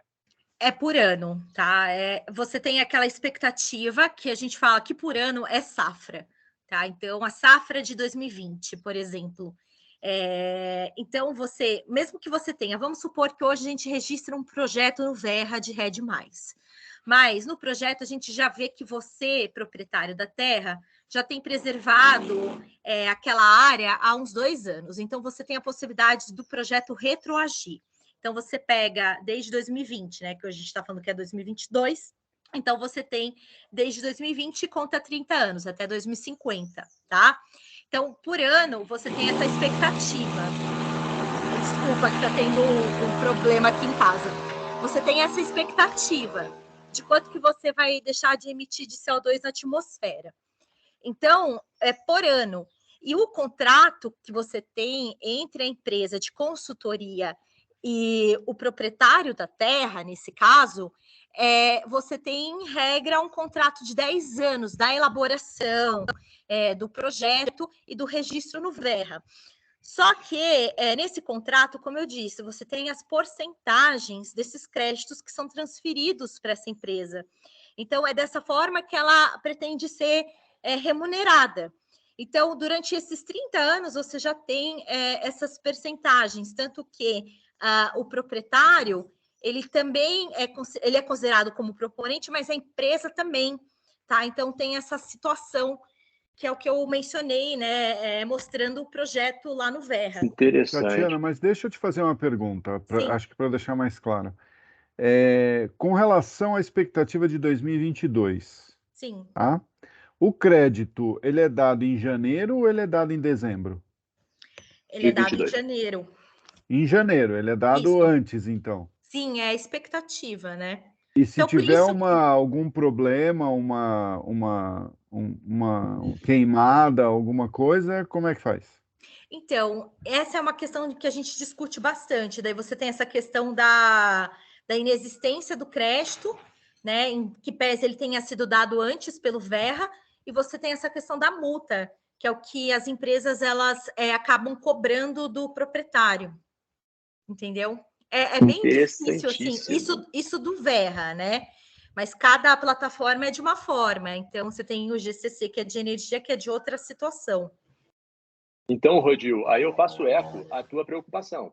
Porque se o originador do crédito de carbono, o proponente do projeto, recebe o crédito de carbono, já pode negociar isso antes de capturar o gás do efeito da atmosfera, então tem um passivo, sim, a meu ver, a ser reconhecido para essa empresa que originou, tá? Falando só dela. E aí eu adicionaria, Tatiana, no teu último slide, mais um ator, a seguradora. Porque muito provavelmente, Edson, o proponente do projeto vai contratar um seguro para caso não consiga. Isso não existe ainda. A gente já discutiu bastante. Não tem. Mas vai chegar lá. O mercado mais seguro é tão criativo. Essa figura é do estudo da Way Carbon, né? Não é minha, então até tem a referência lá da fonte. Eu também acho que em breve nós vamos ter, né, seguro para crédito de carbono. Mas, de fato, por exemplo, como eu falei, o chamamento público do BNDES, eles estão adquirindo créditos de carbono futuros até 2028. Então, são 4 projetos que eles estão aceitando, cada projeto chegando até 25 milhões que eles vão pagar. Então, realmente, é uma questão futura. E uma coisa que o professor tinha mencionado, o professor Edson, se $5 viabiliza o projeto. Não. Tá? Essas empresas, elas investem numa expectativa futura, que elas entendem que até 2030 nós estaremos falando de mais de $100 o crédito de carbono. Então, é um investimento... Bom, então você tem uma especulação ainda, esperando que vai subir. Exato, e aí não querem contabilizar como valor justo. Flores, você está... Ricardo, só um minutinho, é que o Sérgio tem que sair, e eu queria que ele desse uma atualização para a gente também da conversa com a CVM. Sérgio, você consegue rapidamente, então, para poder sair tranquilo e nós ouvirmos você?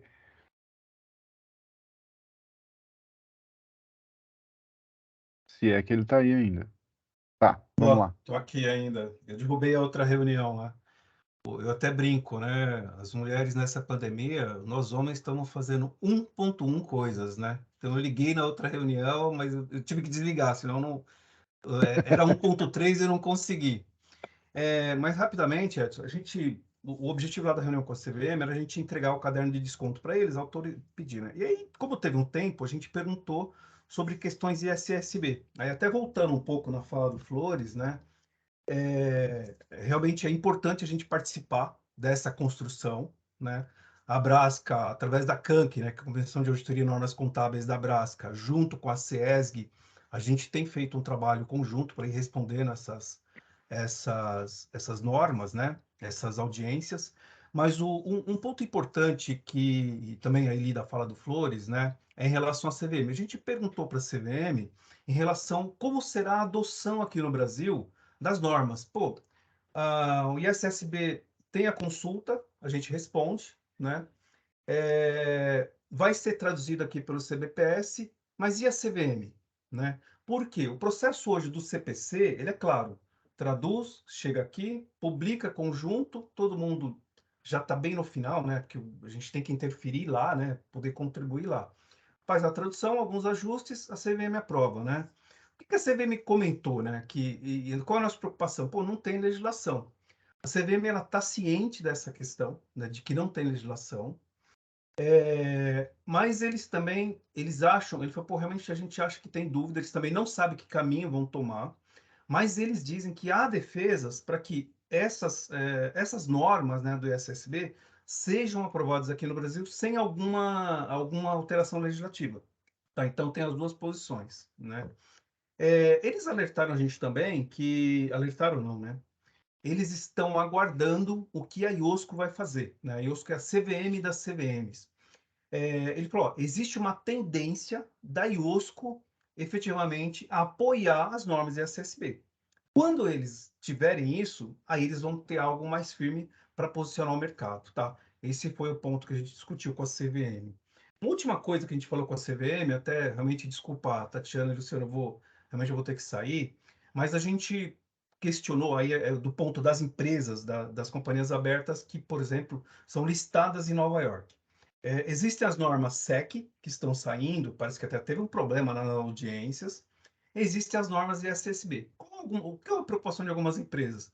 Pô, eu vou ter de novo lá, fazer 2 reportes, né? Por quê? A tendência é convergência. 2 reportes, vou fazer para a SEC, aí o Brasil adota a ISSB, eu faço ISSB também, é diferente, a SEC não aceita.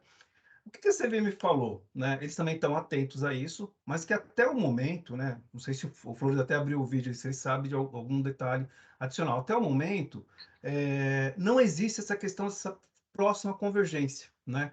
Porque ocorreu lá atrás aquela questão que eu tinha que fazer. As empresas brasileiras faziam o SGAP, depois ficaram fazendo o IFRS. Eu tinha 2 reportes, né? E o que a CVM falou? Ó, eu estou atenta.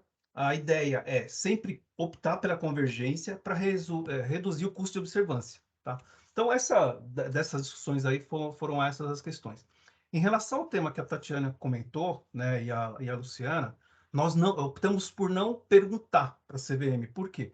Existe um GT já, né? Aí o Flores que participa, outros integrantes da CAN que também participam, que está tratando do tema. Então, pô, não vamos nos antecipar isso com alguma discussão, porque a discussão ainda não terminou no mercado. Inclusive, acho que o GT, né, Flores, o CPC e a CVM, né? Então, falou, não vamos debater. Acho que era isso, Edson. E obrigado pelo convite, né? E Flores, obrigado também por ter me deixado passar um pouquinho na frente aí. Imagina, né? Obrigado você, Sérgio. Imagina. A gente que agradece, Sérgio. Mas, Ricardo, você quer concluir? Fazer bem rápido agora. A questão do decreto que a Luciana citou, o decreto 11075, o curioso é que ele define o crédito de carbono como ativo financeiro. E eu já vi gente grande dizendo que o ativo... Então, já não tem mais dúvida, temos que contabilizar o crédito de carbono seguindo o IFRS 9, por ser definido por decreto como ativo financeiro. Eu espero que essa não seja a solução para toda e qualquer entidade. Talvez para algum dos atores, lá daquele último slide da Tatiana, realmente seja um ativo financeiro. Talvez, não estou dizendo que é, contabilmente. Mas para a maior parte deles, eu entendo que não teria nada de ser contabilizado conforme o CPC 48, o crédito de carbono, não. E o meu último comentário aqui, talvez botar uma fogueira, uma palha naquela fogueira lá que o Rafael e a Tatiana estavam conversando sobre a prestação de serviço, se é parceria. Se for por aí, se for uma parceria e se tiver aquela assunção de riscos pelas partes e tal e coisa, será que seria uma joint operation? Já temos norma contábil para isso, não precisa esperar para nenhum novo IFRS para contabilizar. Valeu, Edson, obrigado, abraço. Ricardo, parabéns. Esse ponto do decreto definir como ativo financeiro é algo que me preocupa, e foi aí que eu disse, né? Que a lei não pode dizer que os raios solares são ondas do mar. Não dá para fazer isso. Né? Então... Poder dizer até pode, né? Mas que a gente não contabilize o raio solar como onda do mar.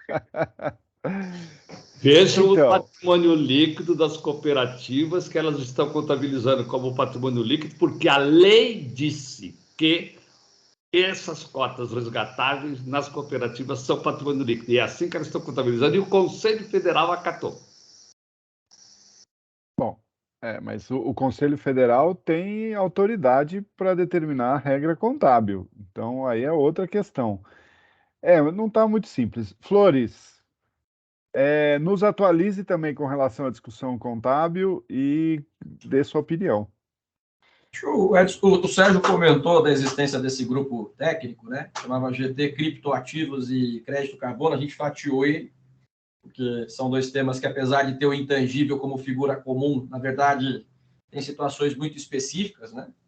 E a gente tem feito esse trabalho lá pelo CPC, com importantíssima participação da CVM, muito efetiva, né? Nós temos tido aí já, indo para a quinta ou sexta reunião, não me lembro de cabeça, reuniões de 2h30, 3 horas, para discutir. E óbvio que a gente está discutindo só o mercado de carbono, a gente está discutindo também o mercado, por exemplo, de CBIO, né? CBIO a gente já, inclusive, já tem boa parte dessa contabilização já em mente, né? Já estamos indo para a fase de escrita mesmo, né? O Ricardo lembrou um negócio que é muito importante, assim. Toda vez que a gente vai falar de contabilização, é para quem? Né? A Tatiana, ela deu um panorama muito interessante. Ela começou a fala dela já estabelecendo de cara, dizendo o seguinte: eu vou falar do mercado voluntário. Né? Então, se a gente fosse falar, por exemplo, do mercado regulado, a contabilidade já é mais, vamos dizer assim, mais consistente, porque na figura do mercado regulado, você tem o mercado geralmente de cap and trade, você tem as allowances, né, que o poder público concede para as indústrias, para as empresas, de uma forma geral. Se você ficar abaixo daquilo, você pode negociar a sobressalência. Se você ficar acima, você tem que comprar o crédito para compensar. Então, se você ficar acima da emissão, você registra um passivo pelo valor justo do crédito que você vai ter que reconhecer. E no momento que o governo te concede a allowance no mercado regulado, você, até por intermédio da subvenção governamental, né, government grant, vamos dizer assim, lá IAS 20, CPC-7 nosso, você reconhece um ativo em contrapartida, né, a uma receita, vamos dizer, né, a um resultado na cabeça. Né, você já teria essa figura. Então, o mercado regulado ele tem uma cara ali, depois você vai discutir geografia de ativo, correto? É isso que você vai discutir. É intangível, no caso, alguns vão tratar como estoque, dependendo do que for. Você vai ter lá porque no caso do IFRS, você tem uma discussão que não tem no US GAAP. O estoque no IFRS não precisa ser tangível, no US GAAP ele precisa ser. Né? Então, no IFRS você pode tratar como estoque, você pode ter um estoque ali de um... Né? Até mesmo quem estudou contabilidade e custeio sabe que se apropria no estoque serviços que vão ser agregados ali ao produto e tudo mais. Então, esse é o primeiro ponto. Quando você vai para a figura do mercado voluntário, aí começa a surgir uma diversidade em prática. Porque, primeiro, não me foi imposta nenhuma obrigação de aderir àquele mercado. Segundo, quando eu decido, por exemplo, me tornar parte de uma tentativa de redução, por exemplo, de GHG, de CO2, coisa que vale, eu estou fazendo por vontade própria, por espontaneidade, mas que tipo de expectativa que eu estou gerando no usuário? Que tipo de expectativa que eu estou gerando no mercado? Será que essa expectativa é forte o suficiente para me condicionar o reconhecimento de um passivo? Será que não?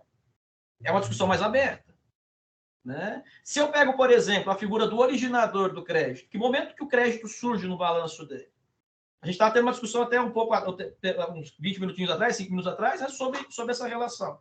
Bom, em tese, o Rodiu, como bom auditor, sabe que o maior risco que se tem, né, é você gerar um ativo que não tem expectativa de geração de benefício econômico, mas que ele já, por exemplo, aumentou o resultado. Especialmente você pode ter distribuído dividendo, pode ter pagado tributo, e lá na frente você vai descobrir que o impairment, ainda que seja uma ferramenta execuível, na verdade ele não vai ressarcir potenciais efeitos de descapitalização que a empresa já sofreu. Então, todas essas questões do mercado voluntário, elas são muito abertas.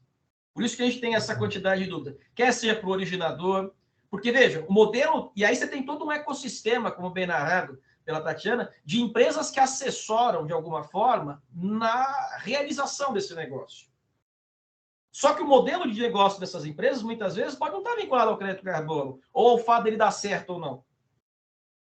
Eu vou lá e prestei um serviço, dei um assessoramento, carimbar aqui, porque eu sei que, né, depois pega uma determinada viés ali e acaba ficando. Mas prestei um serviço, dei um assessoramento. O crédito de carbono deu ou não deu certo? A minha obrigação de performance como assessor pode já ter sido cumprida.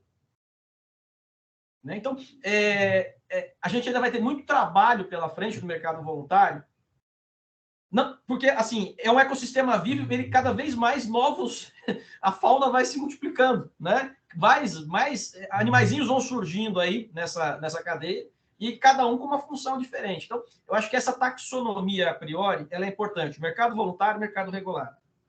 Mercado regulado, mercado que funciona geralmente por cap and trade, tem outros modelos também, mas o cap and trade é o que mais usual, vamos dizer assim, pelo menos da Europa. Mercado voluntário, você tem mais de 170 tipos de crédito carbono diferentes. Você tem desde esses que são considerados, por exemplo, os potenciais brasileiros, né? Vamos dizer assim, de sequestro de CO2 por intermédio de floresta em pé, ou de reflorestamento, que inclusive é até mais caro, porque é uma fase em que você está capturando mais CO2, como você tem, por exemplo, os que eliminam, os que capturam da atmosfera por meio de tecnologia. Então, acho que a gente vai precisar construir uma taxonomia, pelo menos é o que a gente tem tentado lá nesse grupo, e aí eu reitero a importância do papel da CVM, né? O time lá do Paulo tem feito um trabalho muito, muito, muito interessante, inclusive de educação de nossa parte, né? Para depois vir com a parte contábil e encaixar. São esses comentários gerais só para talvez a gente pensar de forma mais... Dá para cada um escrever um artigo nesses, né, migalhas e tudo mais, sobre cada tópico específico. Né? Como é que funciona para o originador, como é que funciona para o consumidor final, para o broker trader, o sujeito que compra para revender. Porque, veja, esse aí ele age como se fosse uma trader mesmo, um corretor. O negócio dele não é comprar para ele usar, e não é ele, né? Para ele, o crédito carbono tem igual serviço, por exemplo, como uma ação, né? Um título de valor mobiliário. Então, é só uma tentativa de contribuição. Construct obligations foi sempre um terreno pantanoso, né, Eduardo?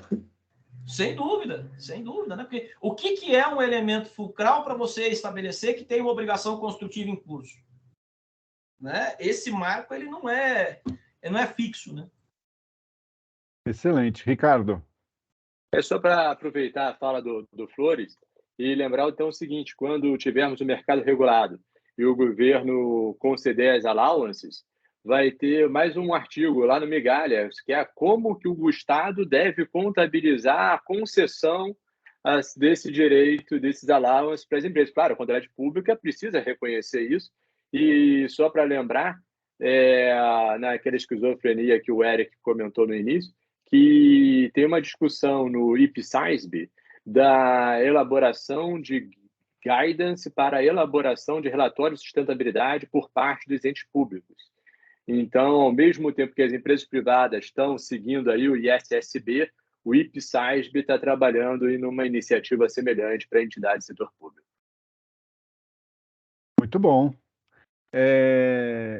Tem a Tatiana, na fala da Tatiana, eu até me reforçou um pouco essa ideia que uma das dificuldades que a gente tem é que a questão, primeiro, o crédito, o carbono, vamos dizer assim, ele também é resultado, vamos pegar os projetos RED+, é resultado de uma planta que está em pé. Essa planta, ela pode gerar maçã. Só que se ela gera maçã, a maçã eu pego, vejo a maçã, vendo a maçã, vou pôr no meu estoque a maçã, né? Posso ter um financiamento para gerar mais maçã. No caso do carbono, a floresta não deu alguma coisa, ela tirou alguma, é um negativo, né? Mas no fim das contas, o que é? O carbono, eu estou transferindo a possibilidade de emitir carbono, eu estou transferindo o carbono de um lugar para o outro, né? E aí, eu não sei se não daria para a gente aproximar, né? Viu, Ricardo? Como a gente estava até conversando, um subproduto ou um coproduto, mas aproximar nos projetos RED+, a floresta como já é um ativo biológico, mas um ativo biológico mesmo que seja exclusivamente para gerar crédito de carbono. Porque essa floresta está lá para isso. Então, né? Excelente, concordo perfeitamente, Edson. E aí, a analogia que eu faço é, bom, se a floresta está ali não para dar o fruto, que seria o produto agrícola colhido da floresta, mas para capturar o gás do efeito estufa e gerar o fruto dessa floresta, vai ser o crédito de carbono. Então, o crédito de carbono é o produto agrícola extraído, colhido dessa floresta. Eu acho que faz todo sentido e não precisa de ter nenhum novo pronunciamento contábil. O bom e velho atividade agrícola, né, já serve, ativos biológicos já serve para isso. Para o RED+, é isso? Para a originadora do crédito nesse modelo de negócio. Talvez para uma empresa de geração de energia elétrica fotovoltaica, o parque fabril está ali, né, que é o recurso que a gente estava chamando ainda há pouco de ativo ambiental ou não, o ativo imobilizado, é para produzir energia elétrica. Então, todo o custo de manter aquele parque eólico fotovoltaico de pé gerando energia elétrica já é tudo custo da energia elétrica produzida, inclusive a depreciação do parque. Acontece que agora, além de energia elétrica, aquele parque produz um outro ativo, que passou a ser chamado de crédito de carbono. Então, me parece que isso é um subproduto da geração. Poderia ser um coproduto, mas a magnitude, a materialidade, não acho que nem se compara. Então, é um subproduto mesmo. Então, já temos lá no parágrafo 14 do CPC 16 a orientação de como contabilizar o crédito de carbono gerado na produção fotovoltaica e energia renovável. Eu acho que essa é uma solução bastante plausível, bastante viável. E o que é mais gostoso é que a solução contábil gerada por ambos já me parece ser a mais adequada, tratando como subproduto aqui na fotovoltaica e na floresta de pé como produto agrícola colhido, que ambos são mensurados inicialmente pelo valor justo, ou valor justo menos custo para vender. Afinal de contas, não faria sentido nenhum pegar o custo de manutenção do parque da eólica e querer alocar parcela de custo para o que foi energia elétrica e para o que foi crédito de carbono. Mas sim, valor justo na mensuração inicial já seria bem adequado, a meu ver. Muito bom. Tatiana, eu vou passar primeiro para a Luciana, que levantou a mão, porque aí eu deixo você para falar por último. Tá bom. Nós temos 10 minutos, eu só pediria para a gente ficar dentro disso, porque a nossa regrinha aqui é acabar efetivamente no horário. Então, Luciana, eu te passo a palavra e depois a Tatiana. Eu vou ser bem breve, na verdade, só para esclarecer um pouco para o Ricardo, que em nenhum momento eu concordo com ele, tá? E em nenhum momento eu acho que a gente tem que ter um ativo ambiental diferente ou que tenha que contabilizar o próprio parque eólico ou solar como um ativo ambiental. Eu acho que isso não faz nenhum sentido, não tem nenhum cabimento. Gosto da solução como um subproduto, eu acho que faz todo sentido. O ponto é que, assim, a gente precisa, talvez, pensar se não seria o caso de ter uma classificação de ativo ambiental como essas melhorias, como os produtos que, de alguma maneira, resultam numa melhoria da qualidade ambiental. Eu acho que esse é o ponto.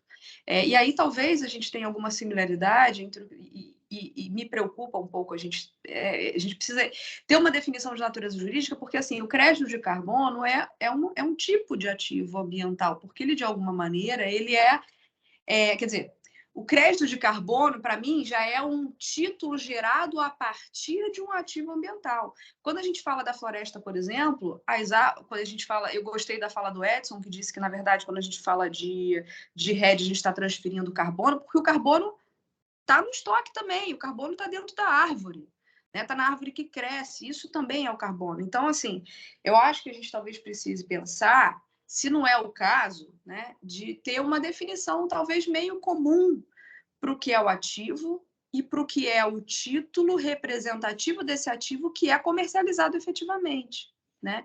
Essa é só a distinção que eu acho que a gente precisa pensar se não é o caso de fazer. Eu acho que dentro da contabilização das empresas, a solução que o Ricardo falou, né? Quando a gente está falando de planta elétrica, se tratar como subproduto, quando a gente está falando de floresta, pensar no produto, no ativo florestal, eu não entendi direito, na verdade, ativo biológico, né?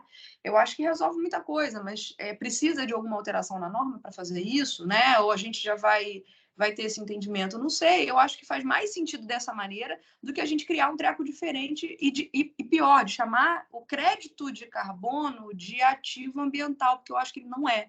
Eu acho que o crédito de carbono já é algo que que nasce para ser transacionado, seja para o trader, e aí talvez ele tenha o trader vai tratar ele de uma maneira, seja para o consumidor final que vai aposentar esse crédito para poder compensar o seu passivo. E qual é o seu passivo? Seja esse passivo o que ele foi obrigado a reduzir, né, de emissão, seja esse passivo voluntário porque ele resolveu divulgar a público que ele vai ser net zero até 2030.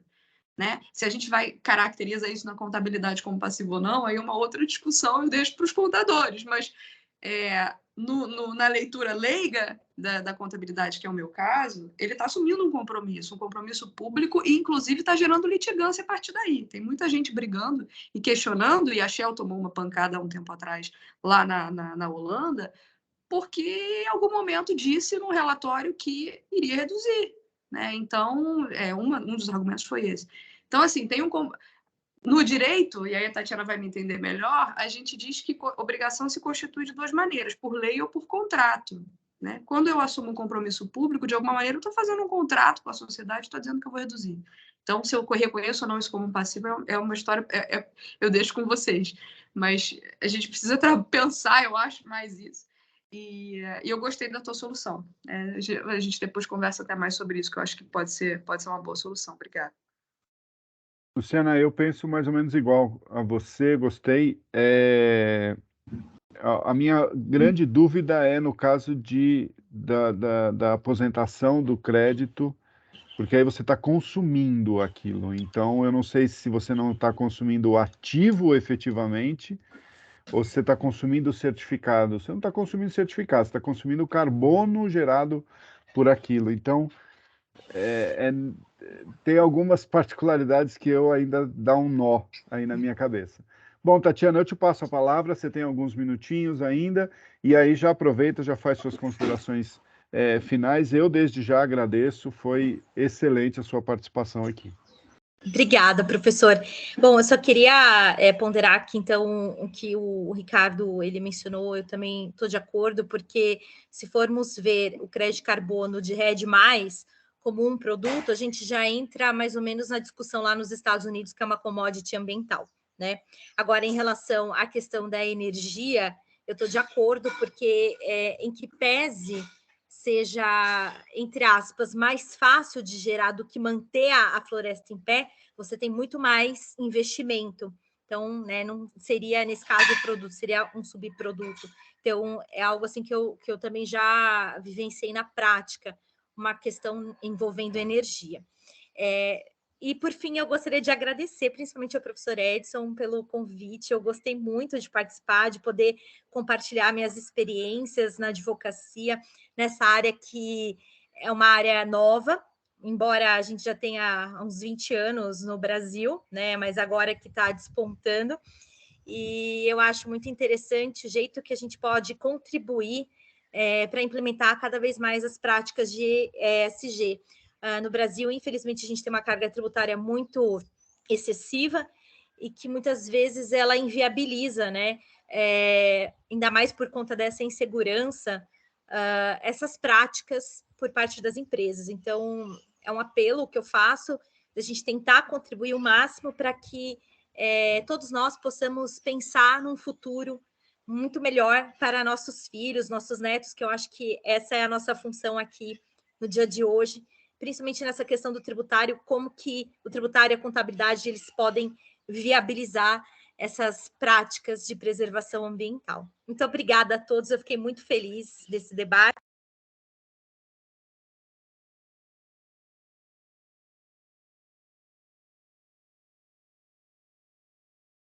Está no mudo, Edson. Oi, Tatiana, não sei quem está tentando. Está no mudo, foi. No final ficou no mudo? Suas últimas palavras. Então, é muito bom nós termos, né, essas discussões, porque desses grupos que realmente a gente tem novas ideias e a gente consegue ditar as práticas no direito e na contabilidade. Obrigada. Bom, eu agradeço a todos, a participação de todos aqui. Estamos terminando no horário. E o Rodil já provocou, né, de que talvez tenhamos que ter não só o episódio 1 e o 2, mas efetivamente uma série aqui. Provavelmente vamos voltar nesse tema até para atualizar as discussões que forem aparecendo por aí. Bom, agradeço a todos, né? Tenham todos um bom fim de semana. E, Eric, você quer fechar? Não, ia só falar que realmente a gente tem que fazer isso mais para frente, porque é uma discussão que ainda está nascente, ainda vai sofrer muitas alterações, o mercado vai evoluir, a contabilidade vai evoluir, a tributação vai evoluir, e a gente deve com certeza voltar a isso. E daqui eu vou tomar um Tilenol, porque eu fiquei com dor de cabeça de tanta coisa. Impressionante. Então tá, um abraço a todos e nos vemos na próxima reunião nossa. Um abraço. Obrigado, pessoal. Obrigada. Parabéns. Tchau, pessoal. Tchau, Obrigado. Parabéns a todos.